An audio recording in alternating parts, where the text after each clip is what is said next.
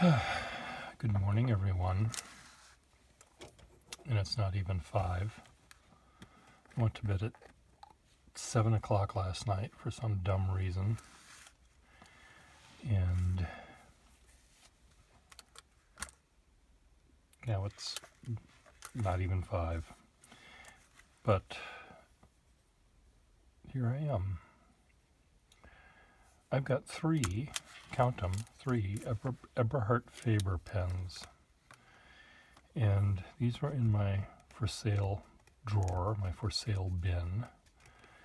And I started playing with them and I said, sold! I didn't quite say sold, but I might say sold. And I just wanted to show you these little sleeping giants, or sleeping whatever they are. Eberhardt Faber, which you know from your pencil collection, is a pencil manufacturer, but they also made pens, as did Venus. Venus was a pencil person, but they also made pens. And what did I price this one at? I'm taking the price tag off because I don't want to be like Mini Pearl. 2 of these have gold nibs. One is in here, and this is a warranted nib. So it probably didn't originally come on this pen. And as you can see, there's a little bit of a ding in that there nib. And I successfully repaired a ding in a similar bent nib. And then in trying to make it right even and look even better, I managed to break it. The piece of iridium went flying off into outer space to kill dinosaurs on another planet, I guess. That's where iridium comes from, mainly. The iridium on your pens comes from that asteroid that killed the dinosaurs out. That iridium layer that's over the entire world. Just a little tiny little sliver of iridium. I don't know if there was iridium on the planet before that happened. You'd have to talk to an astronomer. I could talk to an astronomer. There's an astronomer in my building. He used to have a car that... Well, first of all, let me describe his appearance. He looks sort of like he should be a hippie. If he was a little tiny bit older, well, not a little bit, a decade or 2 older, he would have looked like a hippie. Because he has long, flowing, black turning to gray hair. And he sort of has a hippie-ish car. He did have a hippie-ish car. I think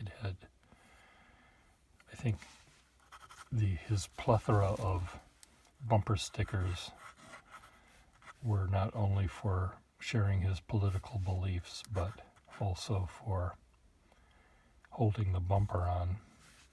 I'm not sure about that. I shouldn't say that. He worked for NASA, and he works for Harvard, works for NASA, is in charge of satellites and stuff from his office right down the street. And I've heard him quoted twice now on YouTube from other YouTube people I watch. Why am I telling you this? Oh, iridium. That's right. Now he might be able to tell me whether there's iridium on the end of my pen. Yes, there's some right there. He would know. I can ask him next time I see him. Why am I showing you these pens at not even 5 o'clock in the morning? Well, I just wanted to show you that they are really quite lovely pens. These probably were made for students I don't know what they would have cost back in the day they were made, maybe $6.95 or something, $7.95. I don't know, whatever the fashion was for adding that number of pennies that you pay.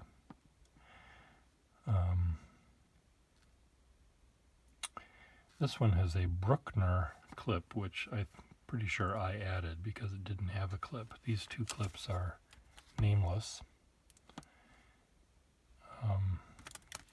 But let me just show you how the nibs were right, which is the important thing in my book almost always. This one is really, really neat, even with its little bend. It's rubbery, it's fun. This is going to be in the hands of an artist. It is in the hands of an artist right now, but it'll be in the hands of the artist, a different artist, soon. Maybe my hands, I might already have one. I'll have to look it up. The design of all three of these pens include these little knurled lines up here. In fact, this cap doesn't have them, which implies that maybe that cap and the clip were added. These other ones have the knurled lines above that little clip too. So let's talk about the other nibs. This was in my $10 bin. Can you believe that? It has a steel nib. But, god damn it, this steel nib is really, really neat. Come on, right, steel nib.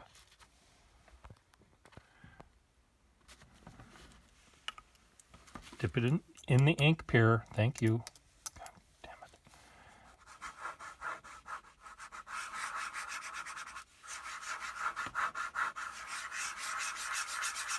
Speed. You're not even looking at what I'm doing. I'm zoomed out too much. In too much. It's really a sweet nib.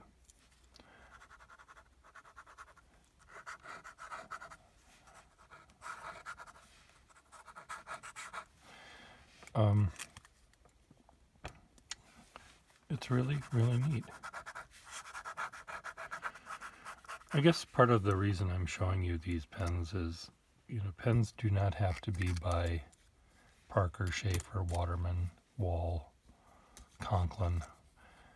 They can be by Brand X. Now, there's a lot of Brand X pens that are just horrible.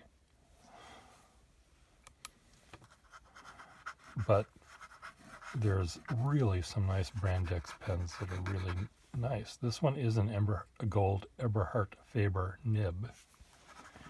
And this, if I had a blindfold on and did this and took the blindfold off and saw the line I made and felt the pressure that I needed to apply this, I would have guessed it was a Skyline nib.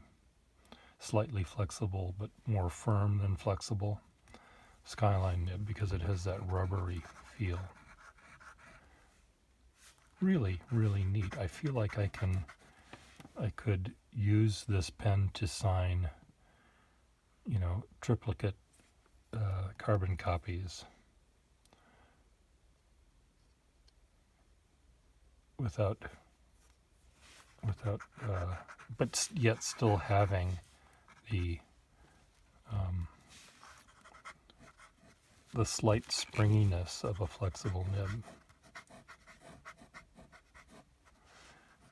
When I was a waiter, I would write on order forms that had a carbon copy or some sort of copy. It wasn't really carbon, but who knows what it was. But the original, of course, had a black line like this that got thick.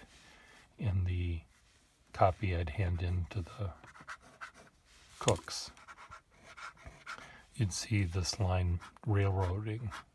It was just two parallel lines, beautiful parallel lines. because it was only the pressure of the iridium halves that made the mark on the Xerox. You're not seeing this from your angle, but I'm seeing glare, and it's sort of sparkly and fun. So this pen is, I think we can call this pen fugly. It's baby shit brown with a slightly different shit color up here. I don't know if it's supposed to, if this two-tone brown was popular in 1959 or whatever, or if it's faded or a mismatch or what. I can't really imagine any company saying you can get the pen in this color or in this color, this shade of shit or that shade of shit. It was probably just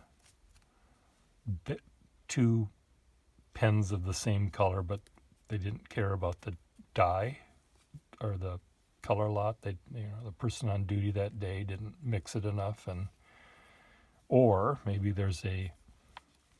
maybe I'm entirely wrong, and there's a Ivy League college that has colors that are these, and they ordered.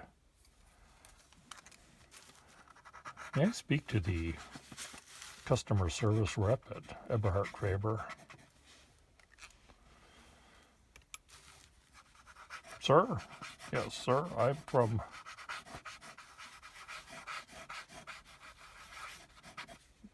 What college would that be?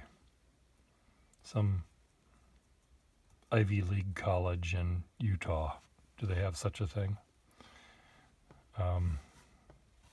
Arizona, where there's this, where you see a lot of this color, not baby shit, but in nature do you see a lot of tan, and I don't know where these colors are seen in nature. Anyway, I'd like to have you make pens for our alumni gift giving this year, and I want the top, the cap, is that what you call it? The cap, the top, the thing that has the clip on it. I want that to be sort of a burnt umber. And then I want the barrel, is that what you call it? The part that has the lever on it, the body. I want that to be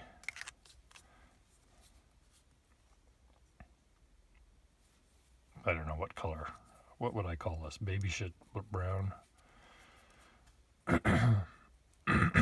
So maybe there are pens that were made by second tier companies mainly that did have the colors of a school, the school colors on them. They often were, green, white. They were just divided in half on both the cap and the barrel. It seems to me I have a Moore pen or something that was made for whatever colors green and white are.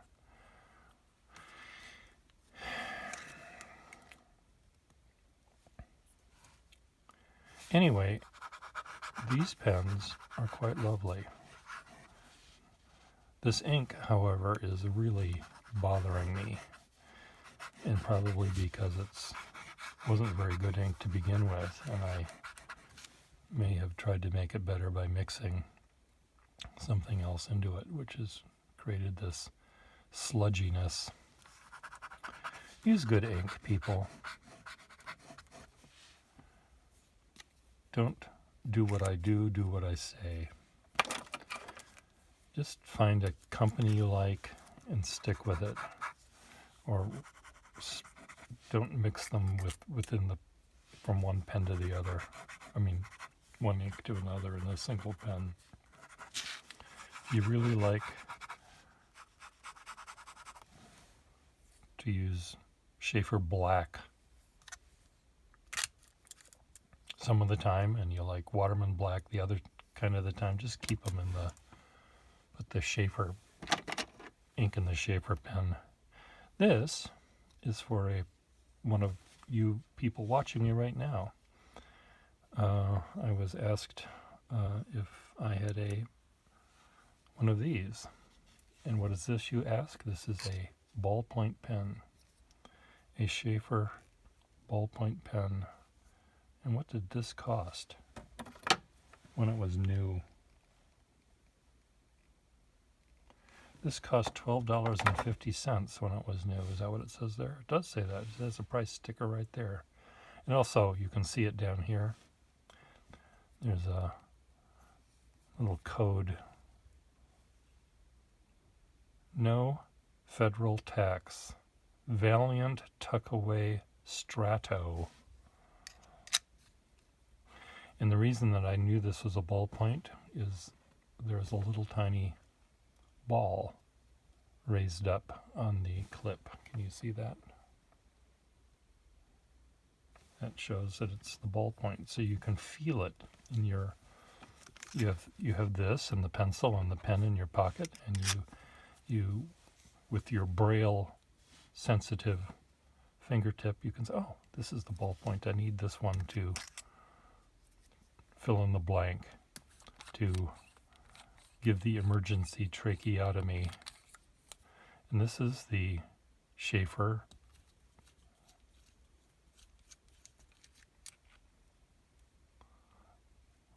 ballpoint refill. Doesn't that look like it should go on the model of the, what was that called? This nuclear powered submarine that had the cutaway in it. I remember having that as a kid. One side was completely open and you could see the crew's quarters and the control room and all of these missiles. That looks like it came from there. I do use a pen like this. Believe it or not, I use them to score paper before I fold it because I know there's no ink in it. But there is a little tiny ball still, and the ball does rotate. So this might go to him. I do have a set of these pen pencil ballpoint set in a box, and I think it's complete, but I just want to triple check before I say he can buy it from me. Then of course I have to come up with a price. What is this rare ball? It is rare, believe it or not. So I don't know. You're watching me and I'm trying to come up with some sort of commentary that's interesting at this hour of the morning. This is a 51 that was in my for sale bin, and it's too nice a pen to let anyone have it other than me. It actually has, the gray color is almost perfect throughout. Sometimes they sort of fade weirdly. The nib, it's completely clogged, and I don't know what's wrong with it, but it's clogged up. And I may have to put a new filler on it. The cap, as you can see, doesn't have any big old ding in it. And it's really quite lovely, so I'm going to keep it for the moment. I do have 51s for sale. Is this no, this is a one color. This is red. You can't tell that, can you? But it's a burgundy red color. And I will put a sack in that.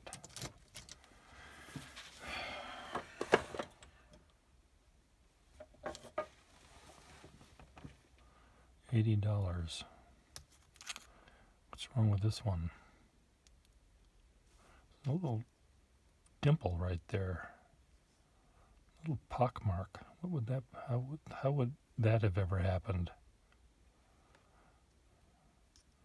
It's like it was set down next to on top of a clip of the ballpoint pen that I just showed you, and for some reason the cap of the ballpoint pen was very hot, and it made a little burned a little concave depression.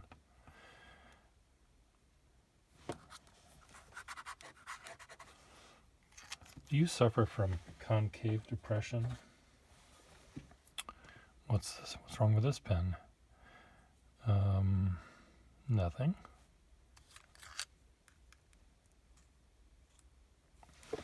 There's a pen nib I have that is really, really fine, and I want to. It's in a piston fill shaper, but maybe I'll switch it over into one of these so I can use it now, because I'm an impatient boy.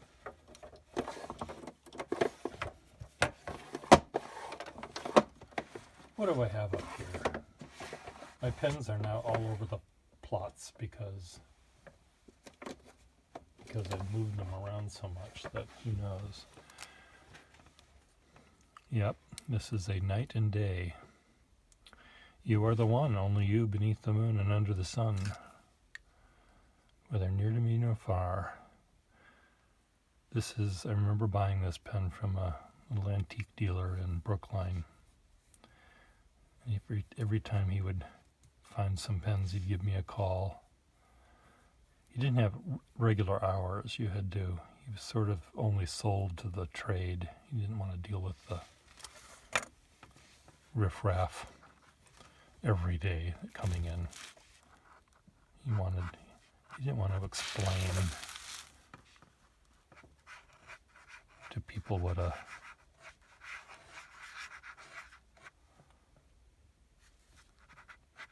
Ming vase was. He just wanted to have people say, I want that Ming vase over there, and he'd come up with a number. The pencil I got for it was purchased later, and this one is engraved WEC, W-E-C. So amazing. And this nib, of course, as you can tell. This nib is lovely for this pen, but this pen deserves a stub nib, I think. Kind of a firm stub nib, just because of these big lines. It belongs, this was owned by, or some guy that owned a big skyscraper, and he smokes cigars, and this sort of writing like this would be way too feminine and way too old-fashioned for him.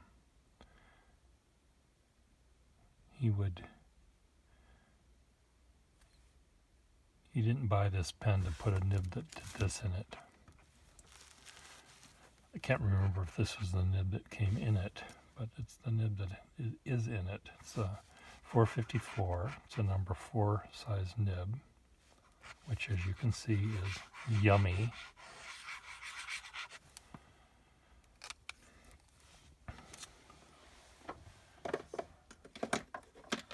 These are pens and pencil sets that many of them, which I had in my pen and pencil set department. But since I've moved things around so much, I have no idea where anything is anymore.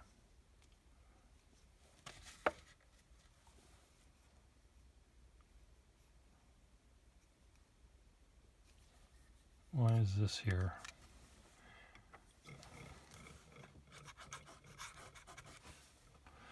This is kind of a rare Waterman of this era because it's threaded and there's a screw cap. Most of the time when these pens with this cap were made, they were slip caps. And maybe someone at Waterman finally said, "Boss, the slip cap business is for the Boyds." Oh, no nib.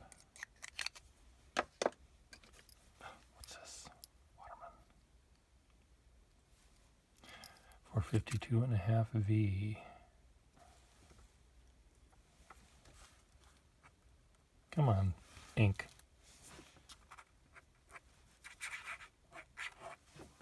Sweet.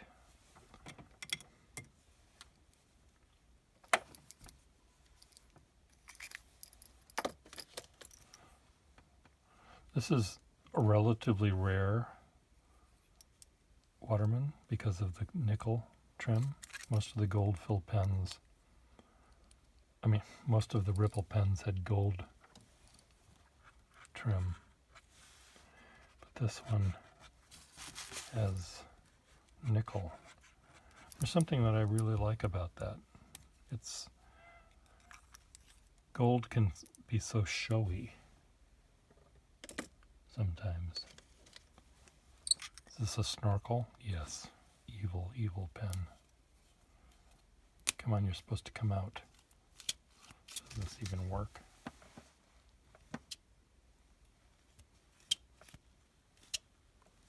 Who knows? Snorkels there's so much crap in them to make them snork that they could have held a lot more ink.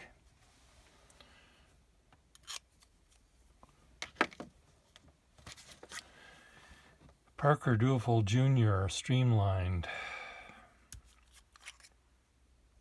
Ooh.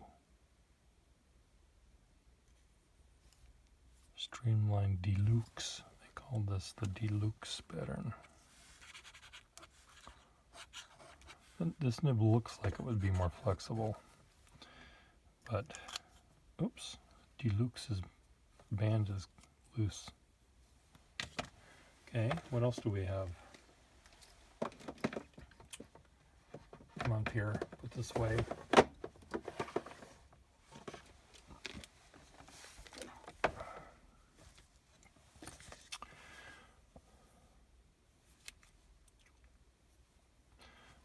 Parker. I think this cap is correct. I don't know, some expert will tell me otherwise, but there was a time when they got the newer clip while they were still using the pumpy bit in the back, but I may not be correct about that. See, the clip had changed, and the new clip on a 51, you expect this to be an aerometric filler, and this is even a retarded one. I shouldn't say that. It's not retarded, it's just weird. This was a very late Parker 51 when they made them for cartridges if you wanted such a thing. I know.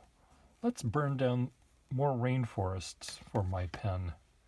I don't know if I have Richard S. Arthur. I just love that. It's like they took it to the engraver that only had a typewriter, that he refitted a typewriter with atomic power, so he could just put the pen in the carriage and ping, ping, ping, and it would pound them into the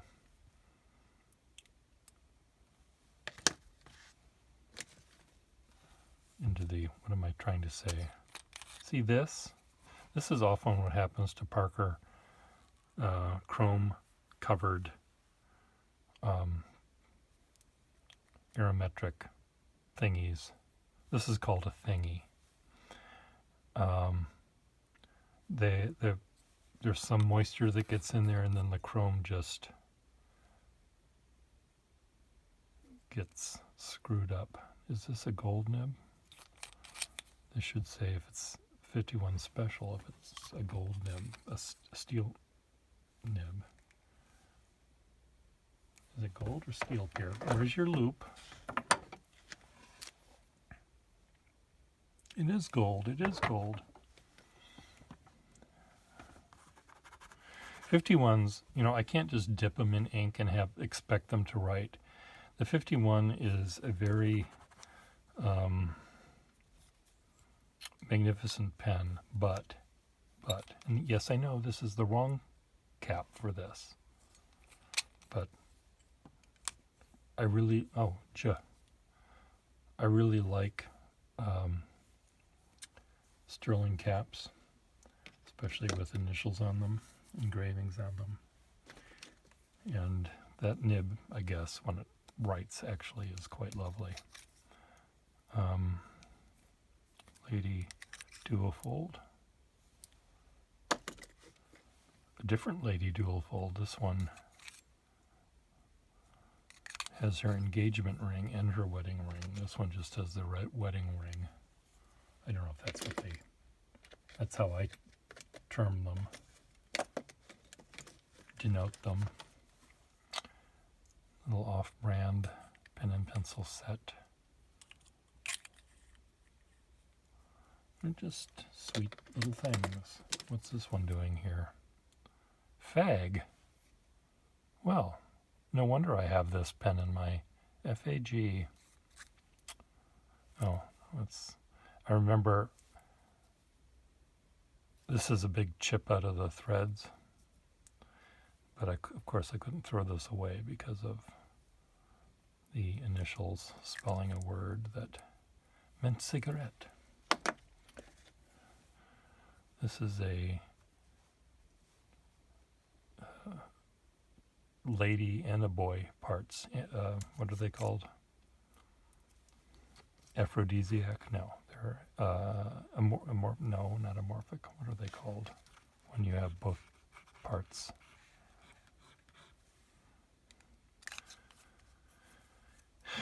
Lucky. They're lucky.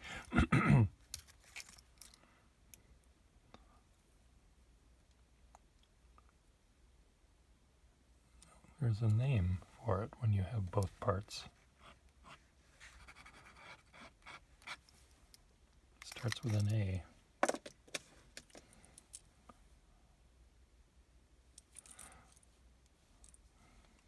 One of these moire pens, pastel moires.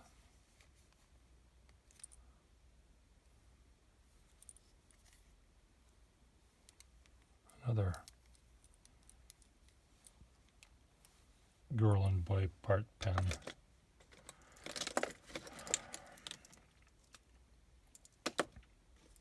Should I go to one more drawer, people? Let's have a vote. Yes or no, yes or no.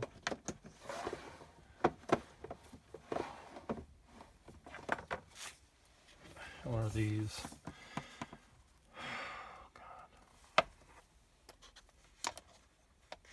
Some of these are pens that I wanted to sell, and some of them I wanted to keep, and they're all mixed up. Here's another $10 pen. Pen Man.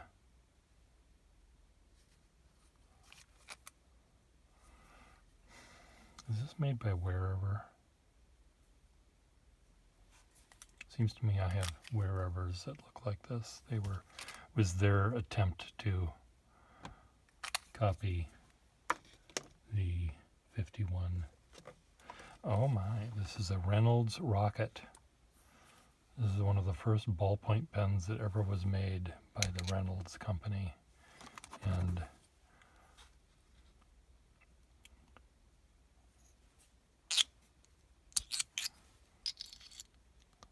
you know, what's to like about this pen? Well, it looks as if it would last through, you know, those movies of the slow motion of the house being destroyed by the atomic blast. The trees go this way, and then they go this way, and then they go that way, and they're completely gone with the house and everyone else. It looks like this would have survived.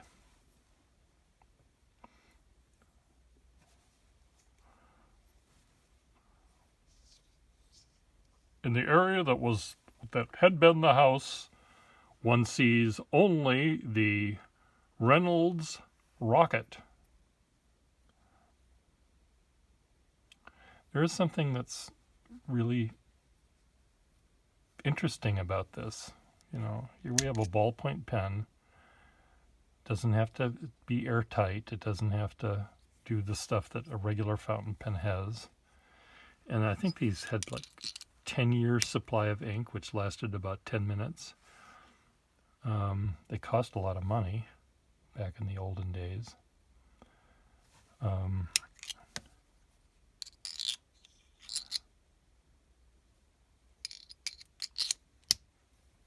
Click. Why do I have this in this drawer?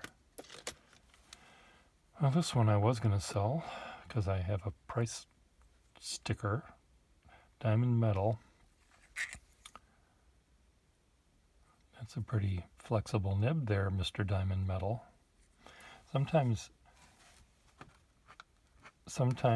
inexpensive pens had really nice nibs, but you had to make sure that you didn't press down too much because they're very flexible, not because they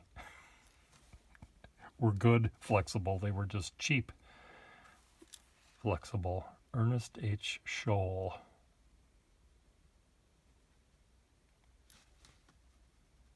Another one that's very flexible. So how can you tell the difference between a good flexible nib and a bad flexible nib? Well, it's not easy, but there are hints. What is this one? Foreign. It says foreign. It's a foreign pen. Foreign. It has screws on the back.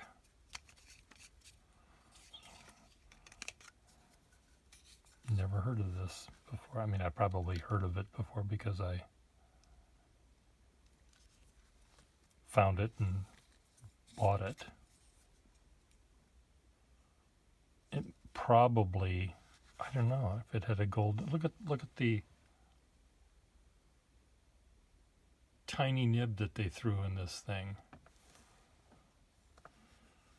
Again, this is a pen that was meant to be sold inexpensively, I'm pretty sure. How can we make it cheaper, boss? You have to make it cheaper. How do we make it cheaper? Well, use a smaller nib.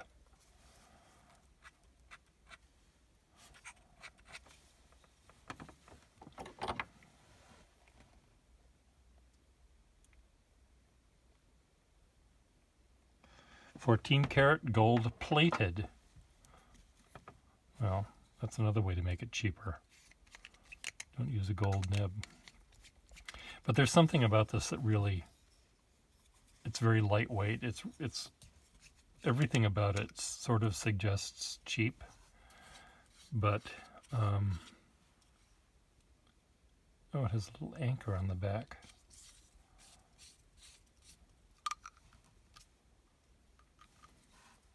But there's something about the size of it that's really kind of neat. It's fatter and shorter than, it's like a dual fold senior thickness, but it's the length of a junior. So it's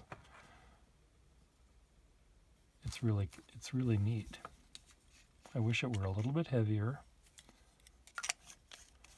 and had a real gold nib. Now I can put a real gold nib in it any day of the week, which I might do. Or I might just leave it like that. These are some stylographic pens. These are 3, count them, 3. Aren't they pretty? They have that little... See, this is what Waterman should have used for their end caps, because these didn't decay. These are Yankee pens. Sometimes they say pen. No, these all say Yankee, and they're all Yankees. I don't think Yankee had a Yankee nib. I've never seen one. Warranted nibs. I don't think... Oh, this could be the right clip. It's not stapled in place like those. They're really... I don't know. I'm keeping them because of the candy-like tops. Seems to me I have some that are green. Are we going to have to go see? Let's go see.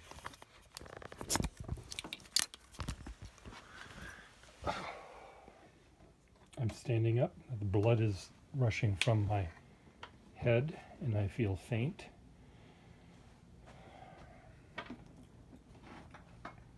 Come on. What am I stuck on?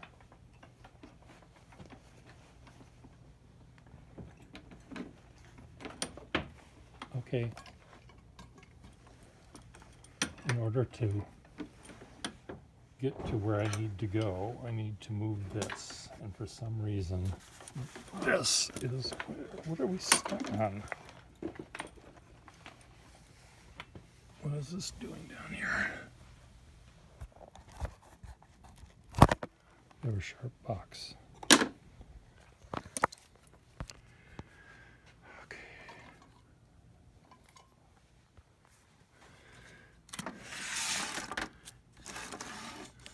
If they're here, they'd be here, I think. I would have guessed. Do I see anything that looks like a Yankee?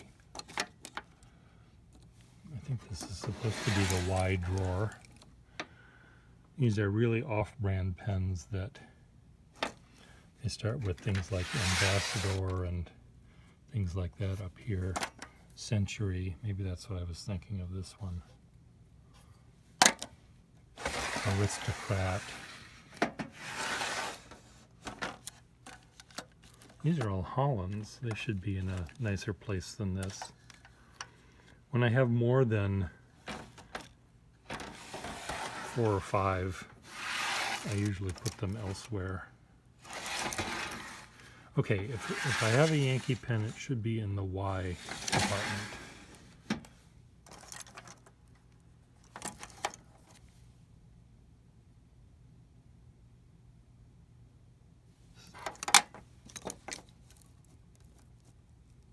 These are P's.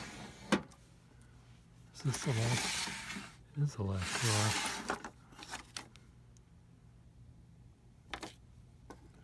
These are things like Will Write and Write and funny pens. Souther Pen Company. Something S. A Write pen. Well, I'm just going to leave them right here. I might have, it seems to me I do have others somewhere. Where would they be? Well, I'll just show you. They would be over here. If I thought I had a lot.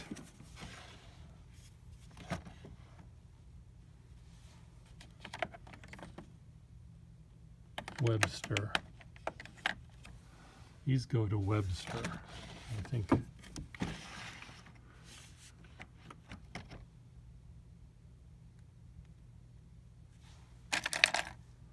What are these doing here?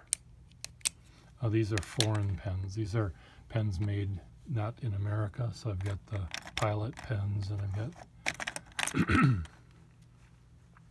German pens.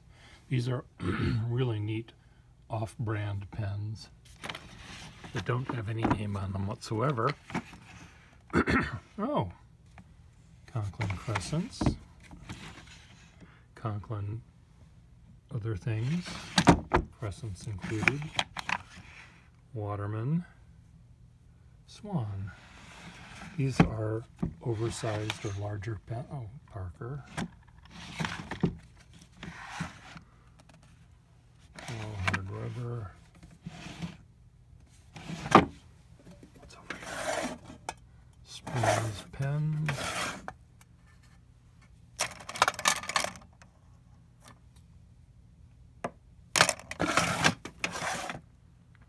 Wearables. I think these are all stylographic pens. So I have the little rapidograph needle kind of thing going on.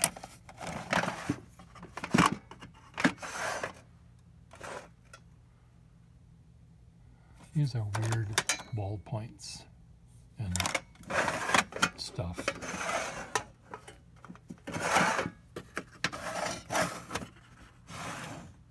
Reynolds Rockets.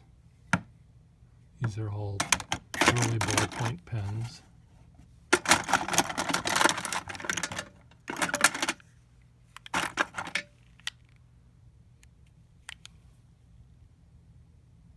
fine line is the Schaefer ballpoint.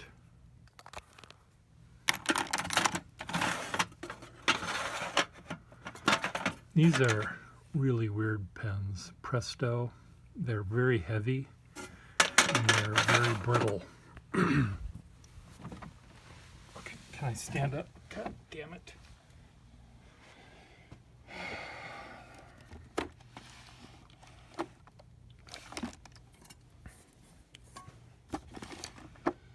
More Watermans. Just go back over here.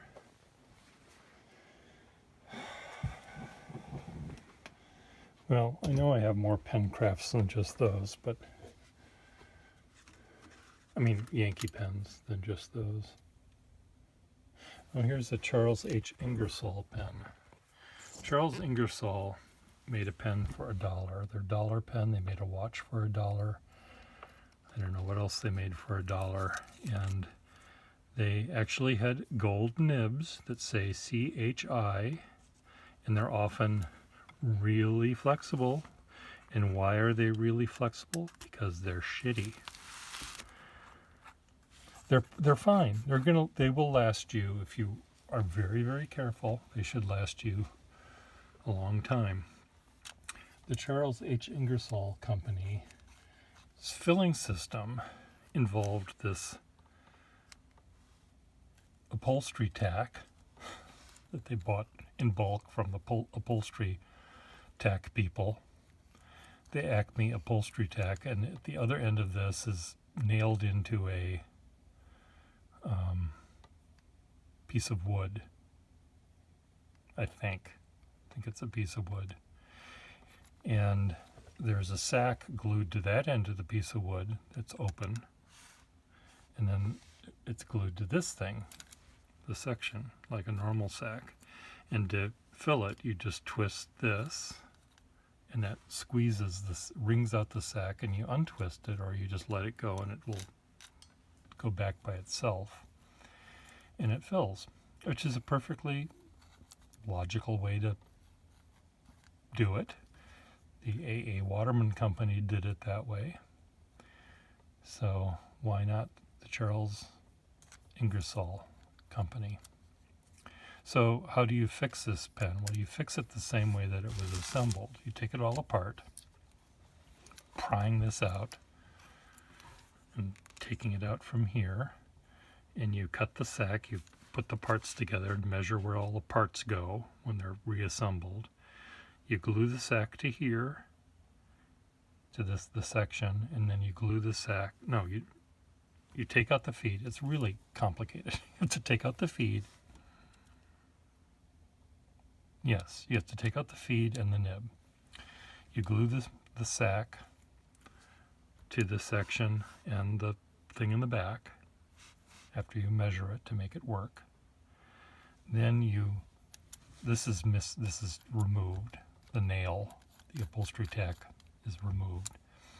Then you slide the section in. Then you stick a rod up through this thing, the feed, which isn't there, and you hold it. You probably have this rod mounted on a table, so you just slide the pen over the top of it so it's at the right height, and then you take this thing and you center it over the hole will be there, I guess. So you center it and you hammer it back in. Then you put the nib and the feed in. The last thing you apply are the nib and the feed. Dumb that you have to do all of that. But look at this nib. This is this cheap pen that cost $1 has a nice nib, but it's very flimsy. It's going to end up breaking on you if you're not really careful. This is the Handy Pen, Handi.